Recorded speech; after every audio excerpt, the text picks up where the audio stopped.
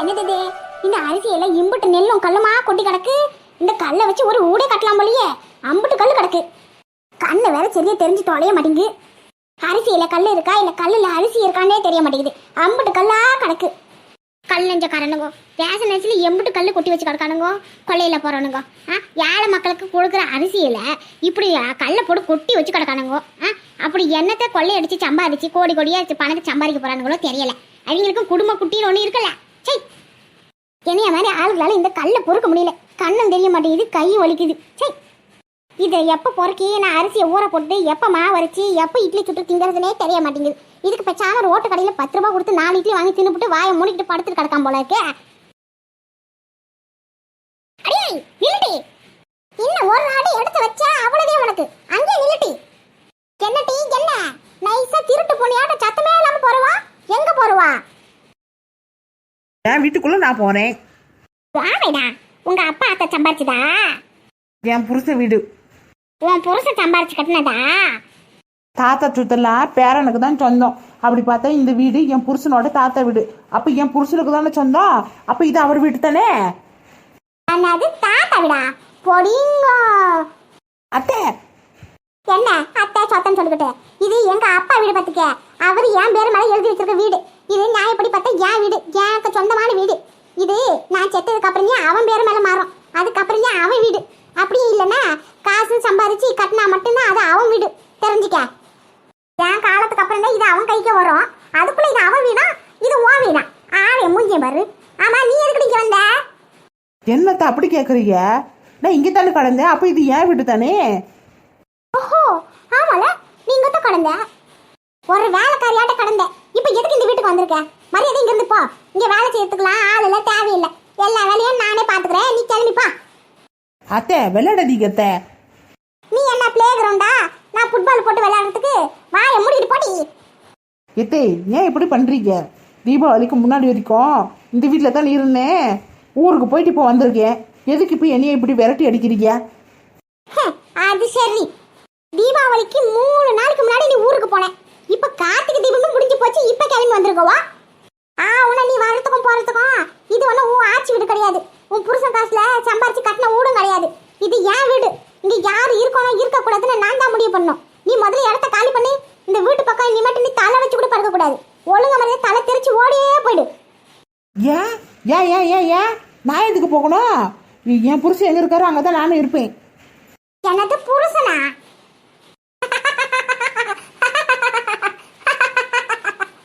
எத்தே இப்ப எதுக்கு பல்லி மாதிரி சிரிக்கிறீங்க? பள்ளி இப்படிதான் சிரிக்கும் உங்க ஊர்ல. வில்லி மாதிரி சிரிச்சிட்டு கிடக்கண்டி விவரம் கட்டவல.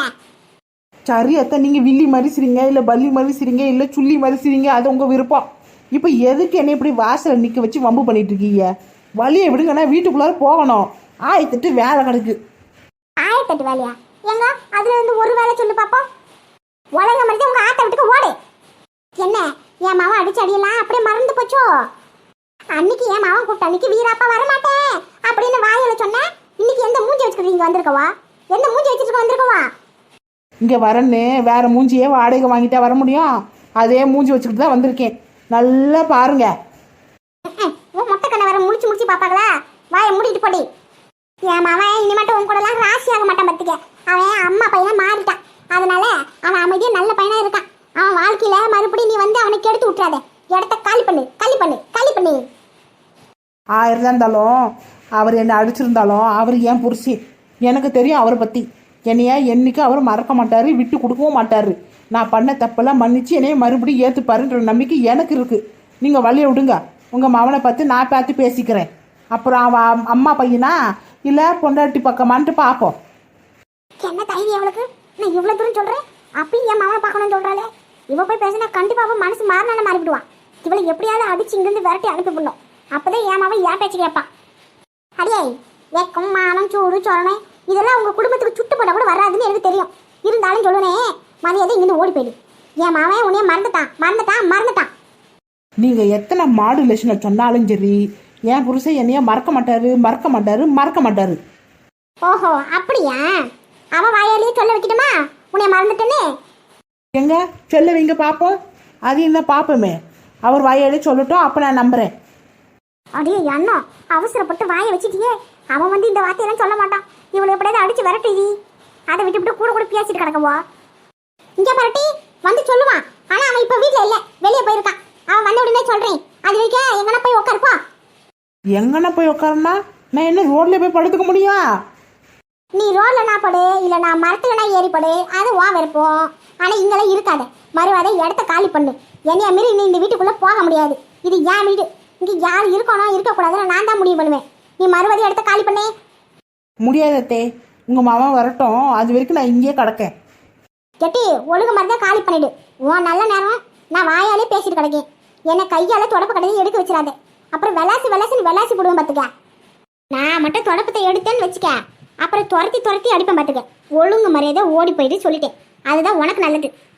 முடியாது அத்தே, இன்னைக்கு பொழுதே போனாலும் சரி நான் இங்கே தான் கிடப்பேன்.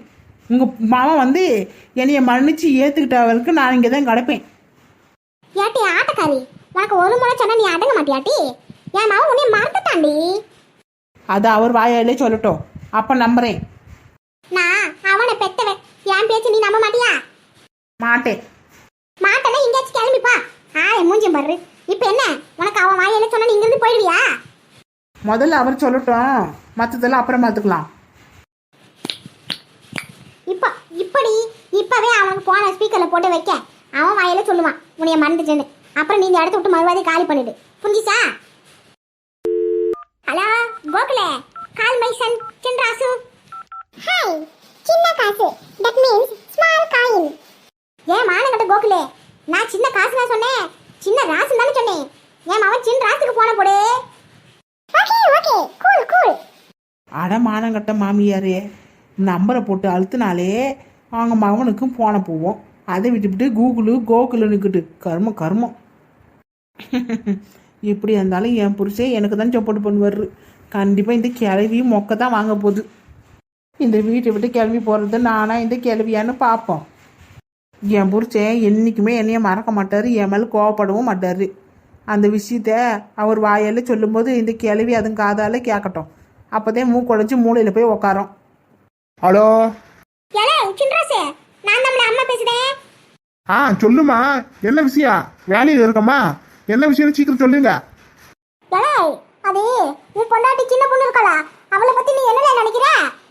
எம்மா அவளை பத்தி பேசாதம்மா, வாய மூடுமா. பொண்டாட்டி ஆகுது இல்ல போண்டாட்டி ஆகுது, அவளை பத்தி பேசாத. நானே செம கடுப்பில் கிடக்கேன், காலங்காத்தையில கடுப்பேற்றிக்கிட்டு. நான் இங்கே வேலை செஞ்சுட்டு இருக்கல, இப்போ எதுக்கு அவளை பத்தி பேசிக்கிட்டு என்ன வெறுப்பேற்றிட்டு கிடக்க? எதுவாக இருந்தாலும் வீட்டுக்கு வந்ததுக்கு அப்புறம் பேசுமா. வைமா போனேன். நீ வேலையை பாரு.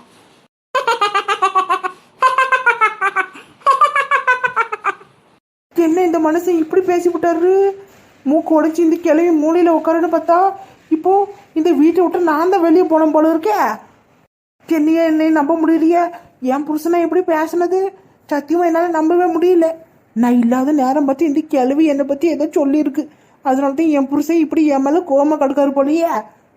அங்க என்ன குசு பேசிட்டு கிடக்கவா? கிளம்பு காத்து வரட்டும். நான் போக மாட்டேன். என் புருஷன் நேரில் வந்து என்னைய பார்த்து இந்த வார்த்தை சொல்லட்டும், அப்புறம் போகிறேன். அடியே, இதெல்லாம் ஏமாத்து வேலை. என்கிட்ட முதல்ல என்ன சொன்னேன்? உன் புருஷன் உன்னை பிடிக்கலன்னு சொன்ன உடனே இந்த இடத்த விட்டு புறட்டு போறேன்னு சொன்னல. அவன் சொல்லிட்டால அவன் வாயால. அப்புறம் என்ன உன் காது என்ன டமாலா? அவன் சொன்னது கேட்கலையோ? மறுபடியும் கேட்க வைப்பா போட்டு சொல்லு. மறுவாதியே கிளம்பிப்பா. எல்லாத்துக்கும் காரணம் நீங்க தான். ஏதோ மாய மந்திரம் பண்ணி என் புருஷன் மனசை மாத்தி வச்சிருக்கீங்க. மாய மந்திரம் பண்றது மயக்கிறது இதெல்லாம் உனக்கு தாண்டி தெரியும். என் புள்ள என்னைக்கும் என் பக்கம் தான்.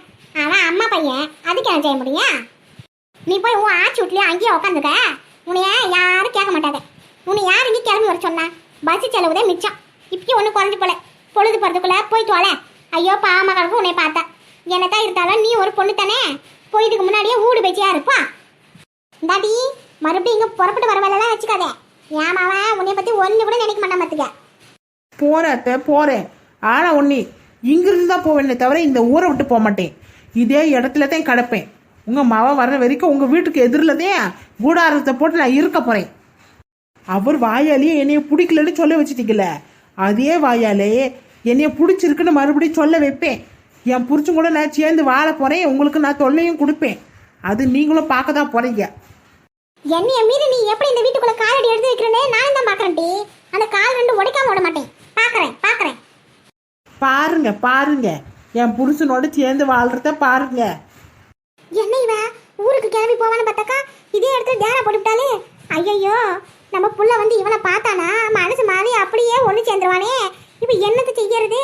இவளை எப்படி இங்கிருந்து விரட்டி அடிக்கிறதுன்னு தெரியலையே. இவளை எப்படியாச்சும் இந்த வீட்டை விட்டு அனுப்பணும்னு நான் வெறியோடு கிடக்கேன். இவன் என்னன்னா இந்த வீட்டை விட்டு போக மாட்டேன்னு வேணும்ட்டு இங்க வந்து குத்து வச்சு உட்காந்து கிடக்கா. இப்ப என்னது செய்யறது? இவளை எப்படி இங்கிருந்து விரட்டி அடிக்கிறதுன்னு தெரியலையே. வீட்டுக்குள்ளத்தான் அந்த மனுஷனும் கிடக்காரு. இவளை மட்டும் பார்த்தாரு மருமகளேன்னு சொல்லி உள்ள அழைச்சிட்டு போய் உட்காந்து ஆர்த்தி எடுப்பாரு. ஐயோ, நான் அந்த ஆளை பாப்பனா இல்ல என் மவனை பாப்பனா இல்ல இவளை பாப்பனான்னு தெரியலையே. எப்படியாச்சும் இவளை யார் கண்ணில் பாக்கிறதுக்கு முன்னாடி விரட்டி அடிக்கணும். அடிச்சு போட்டாலே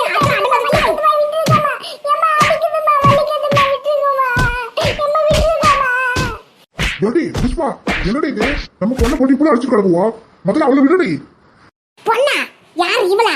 தயவு செஞ்சு அப்படி சொல்லாதீங்க. இவன் நம்ம பொண்ணே கிடையாது. நம்ம மான மரியாதை எடுக்கிறதுக்குனே வந்து சேர்ந்துருக்கா. இப்ப எதுக்கு குழந்தைய போட்டு இப்படி அடிச்சு கிடக்கவா? குழந்தையா? 7 கழுத வயசு ஆகுது குழந்தைன்னு சொல்லுவீங்க. கால காலத்துக்கு கல்யாணம் கட்டி வச்சிருந்தா இவளுக்கே 4-5 பிள்ளை ஆயிருக்கும் போல இருக்கு. இவளை போய் குழந்தைன்னு சொல்லுவீங்க? இவளை எப்படி விளக்க மாத்தாலே அடிக்கிற அளவுக்கு இவன் அப்படி என்ன பண்ணிவிட்டா? என்ன பண்ணலாம்? இவளுக்கு எனக்கு வர ஆத்திரத்துக்கு இவளை அடிச்சு போட்டா கூட என் ஆத்திரம் அடங்காது. அவ்வளவு வெறியில கிடக்கேன். இவளுக்கெல்லாம் எவ்வளவு கொழுப்பு. லவ்ஸ் கேக்குதா? என்னது பிளவுஸா? சரி, புடவை பிளவுஸ் பாவாடை தாவணி பொண்ணு என்ன ஆசைப்பட்டு கேட்டாலும் எடுத்து கொடுக்க வேண்டியதானே. இதுக்கு ஏன் அவளை போட்டு அடிச்சு கிடக்க? யோ மனுஷா, அறிவு இல்லாம பேசாதியா. பிளவுஸ் இல்லையா, லவ்ஸ். லவ். என்னது லவ்வா? ஆமாயா, இவன் என்ன பண்ண தெரியுமா? இன்னைக்கு எவனோ ஒருத்தன் கூட சேர்ந்துக்கிட்டு கரும்பு காட்டுல உட்காந்து 2 பேரும் காதல் கதை பேசிட்டு கிடக்காங்க. என்கிட்ட கையும் களவுமா மாட்டிக்கிட்டாங்க. சரிதா, அம்மா சொன்னதுல உண்மையா? நீ எவன் கூட உட்காந்துட்டு இருந்தியா? உண்மையா சொல்லு. எப்பா, அது வந்து இவகிட்ட என்ன பேச வேண்டி கிடக்கு. நான் தான் கையும் களவுமா கண்ணாலே பார்த்துட்டுன்னு சொன்னல. அவன் ஜஸ்ட் மிஸ் எஸ்கேப் ஆயிட்டான். மூஞ்சி சரியா பார்க்கல. இல்லாட்டி அங்கேயே தூக்கி போட்டு மிதிச்சிருப்பேன். மிதிச்சு வாய மூடட்டி. பண்றதெல்லாம் பண்ணிவிட்டு என் குடும்பம் மானத்தை எடுத்துவிட்டு இப்ப நீலி கண்ணீர் வடிக்கிறியோ? நீலி கண்ணீரோ? உன்னைய பெத்து வளர்த்தோம்ல, எங்களுக்கு இந்த அசிங்கம் தேவைதான். இன்னும் ஊர்ல இருக்கிற ஆளுங்களுக்குலாம் இந்த விஷயம் தெரிஞ்சிச்சு நாங்க உசுரோடவே இருக்க முடியாது. ஆளே அவளே பாரு. எனக்கு அப்பவே தெரியும் உன் மேல எனக்கு ஆரம்பத்துல இருந்தே சந்தேகம். அதனால உன்னை எப்பவுமே நான் ஃபாலோ பண்ணிட்டே இருந்தேன். இப்பதானே தெரியுது நான் நினைச்ச மாதிரி நீ ஒரு பையனோட பேசிட்டு இருக்கானே. சரிதா, யார் இந்த பையன்? எப்பா, அது வந்து அவர் ரொம்ப நல்லவர், தங்கமானவர், நியாயமானவர். ஓடுகாலி நாய்ங்கெல்லாம் காதலிக்கிறவனா ஒழுங்கானவன் தான் சொல்லுவானுங்க. ஆனா உண்மையில அவன் யோகி என்னன்னு யாருக்கு தெரியும்? எப்பா, சத்தியமா அவர் ரொம்ப நல்லவருப்பா. அவரே நானும் ஒருத்தருக்கு காதலிக்கிறப்பா. எங்க 2 பேருக்கு கல்யாணம் கட்டி வைங்கப்பா. அடி சரப்பால விளக்க மாத்தால அடி வாங்கி அடங்கல பத்தியெல்லாம் காதல பண்ணிட்டாங்களா? கல்யாணம் பண்ணி வைக்கணுமா? அதை நம்ம கிட்டே சொல்லுதா? எவ்வளவு தைரியம் அவளுக்கு. உனக்கு நான் எவ்வளவு பாசம் நட்டு எப்படி எல்லாம் வளர்த்தேன். ஆனா நீ இப்படி பண்ணணும்னு சத்தியமா எதிர்பார்க்கல சரோஜா. ஆரம்பத்துல இருந்தே இந்த கல்யாணம் கண்டிக்க வேணாம் எனக்கு கல்யாணம் வேண்டாம்னு சொல்லிட்டு கிடந்தேன். சரி பிள்ளை நம்ம அப்பா அம்மா கூட இருக்கணும்னு ஆசைப்படுத்து போல, அதனாலதான் எங்களை விட்டு போறதுக்கு மனம் இல்லாம கல்யாணம் வேண்டாம்னு சொல்லுதோன்னு நினைச்சிட்டு இருந்தோம். ஆனா இப்பதானே புரியுது நீ வேற ஒருத்தனை காதலிக்கிற விஷயமே எங்களுக்கு இப்பதானே தெரியுது.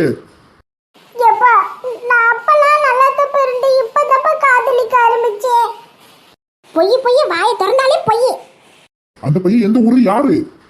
சின்ன பொண்ணு வாக்கப்பட்டு போயிருக்கால, அந்த ஊரு தான்ப்பா அவரு. அட்ரஸ் அக்க அதான பார்த்தேன். அந்த சின்ன பொண்ணுவே யாருக்கும் சொல்லாம ஊரை விட்டு ஓடி போய் தானே கல்யாணம் கட்டிக்கிட்டா. நீ அவங்க போய் அவ ஊர்ல அவ கூட இருக்கும் போதே நினைச்சி அங்க ஒருத்தனை புடிச்சிட்டு வருவானு. அது சரியா தான் போச்சு. அப்போ இதுக்கெல்லாம் காரணம் அந்த சின்ன பொண்ணு தானே. அவளை என்ன செய்யறன்னு பாரு. அம்மா, சின்ன பொண்ணுக்கு இதுக்கு எந்த சம்மந்தம் இல்லம்மா. நானா தான் இந்த சம்மந்தத்தை தேடிக்கிட்டேன். வாய முடியல விளக்க மாத்தால வேலை செய்ய வேலைசி. இந்த வேலையை பார்த்து விட்டது அவதானா? நானும் ஓடி போய் கல்யாணம் கட்டிக்கிட்டேன், நீயும் ஓடி வந்து கல்யாணம் கட்டிக்க, நாம ஒன்னா வாழ்ந்துக்கலாம்னு சொன்னாலாக்கா. அவள் என்ன பண்றது பாரு. ஜனங்க, இதுக்கு மேல இவகிட்ட எல்லாம் பேச்சு வேண்டியதே கிடையாது பாத்துங்க. இனிமேட்டு இவ கண்ணுலையும் சரி கையிலும் சரி செல்போனே படக்கூடாது. கதவு சாத்தி உள்ள போட்டு அடிச்சு வைங்க. நாம யார கையை காட்டுறோமோ அவங்கள கல்யாணம் கட்டிக்கிட்டு வாழ்றதுன்னா வாழட்டும், இல்லாட்டி சாகிறதா இருந்தா சாகட்டும். இனிமேட்ட இவளெல்லாம் நம்பவே முடியாது, வெளியவே விடக்கூடாது. உள்ள போட்டு அடிச்சு வைங்க.